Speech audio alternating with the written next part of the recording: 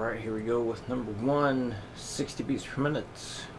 1, 2, 3, 4.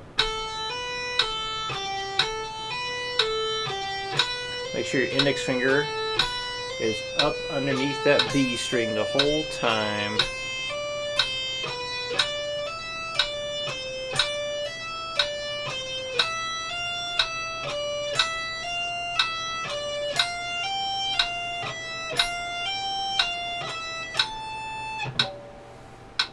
One 20. 1, 2, 3, 4.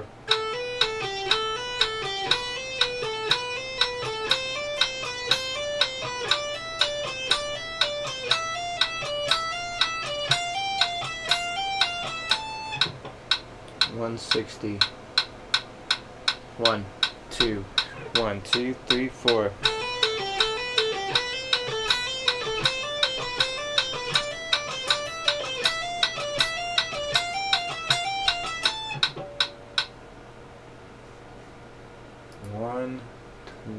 Number 2.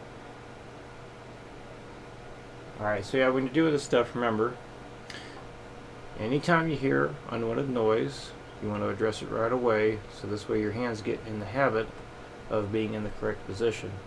So check the right hand, make sure it's far enough to the left, so this way it's laying on the low strings.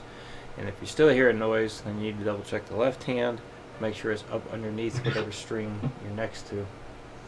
Okay, and then remember when you're doing this, as you're getting faster, make sure that that last pull off on the high E string is clearly heard before you start hitting that B string, which was basically the purpose of number 1. Just make sure that you get used to finishing those pull offs before jumping completely to the new string. Alright, 60 beats per minute. 1, 2, 3, 4.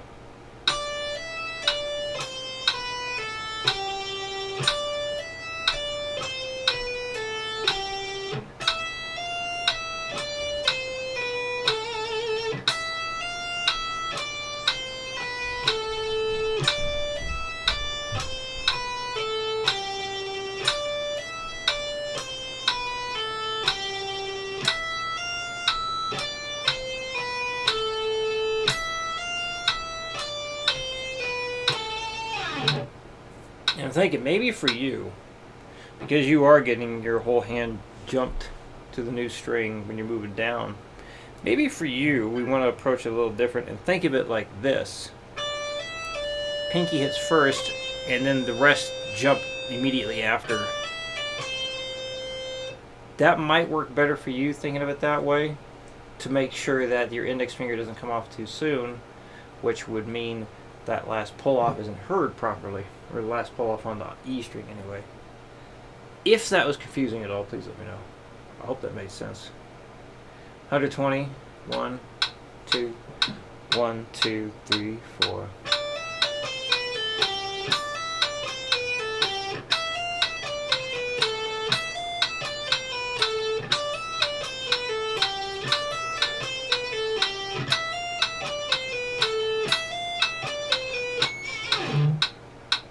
One 60.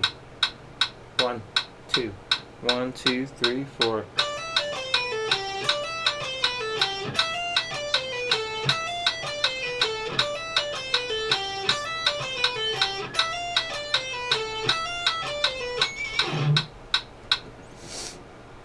Number 3.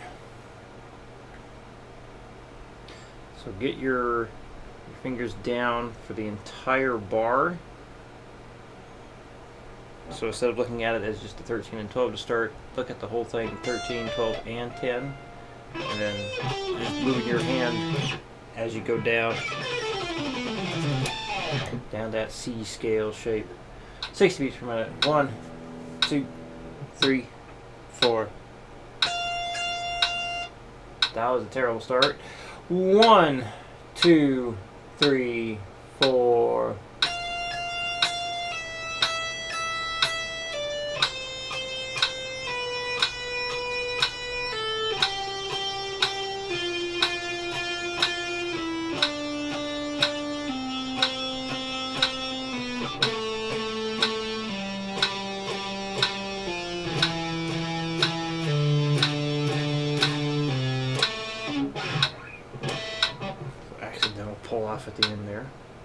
120.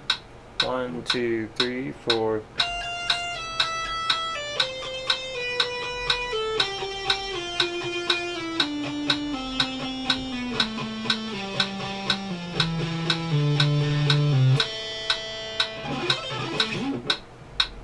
And 160. 1, 2, 1, 2, 3, 4.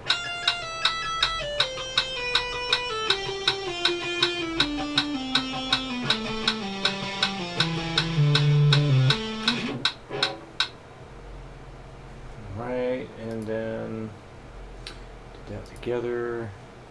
So this guy. So you're taking all these chords.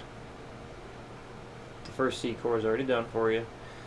So you're transferring all these to start on the A string, and then you're going to do the same thing starting on the D string and then the G string. So remember, these notes are just stacked in interval order. So that's your 1, that's the 3, that's the 5. So when you get there, or in order to make that shape minor, just flat the 3rd. In order to make that diminished, flat the 5. And then for that last chord shape there, again it's 1, 3, 5. So to make it minor, you flat the 3. To make it diminished, you flat the 5. And then, so write the chord names and the Roman numerals along with it. And when you come across a chord shape that has 12 as the lowest fret number, you will write that in the open position as well. These chords you won't do that because you're starting with the open position, so you'll end with the high octave. But in these two, there will be a chord you write in the high octave and the open position as well. So if any questions come up, let me know, and I'll see you again next week.